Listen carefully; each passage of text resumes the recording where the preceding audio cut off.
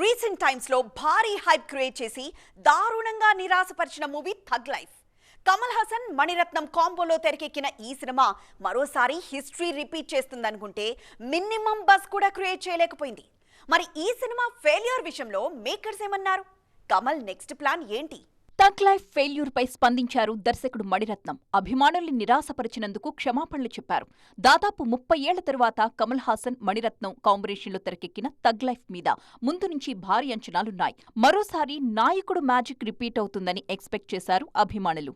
But after release అందరి అంచనాలు తల్లకిందులైపోయాయి. తొలి రోజే థగ్ లైఫ్ కి డిజాస్టర్ టాక్ రావడంతో ఫ్యాన్స్ అంతా హర్ట్ అయిపోయారు. అందుకే మణిరత్నమే స్వయంగా సారీ చెప్పాల్సొచ్చింది. మా నుండి మరొక నాయకన్ ఆశించిన వారికి క్షమాపణలు చెబుతున్నాను. గత సక్సెస్ ని మళ్లీ రీక్రియేట్ చేయాలన్న ఉద్దేశం మాకు ఎప్పుడూ లేదు. మేము పూర్తిగా కొత్త కథను చెప్పాలన్న ఉద్దేశంతోనే ఈ సినిమా చేశామన్నారు మణిరత్నం. థగ్ లైఫ్ ఫెయిల్యూర్ కమల్ని కూడా ఇబ్బంది పెట్టింది. అందుకే బిగ్ డెసిషన్ తీసుకున్నారు. వరుసగా ఇండియన్ 2, థగ్ లైఫ్ సినిమాలు డిజాస్టర్ కావడంతో ఆలోచనలో పడ్డారు. అందుకే బ్రేక్ తీసుకుని మళ్లీ కొత్తగా తెరపైకి రావాలన్న ఆలోచనలో ఉన్నారు యూనివర్సల్ స్టార్.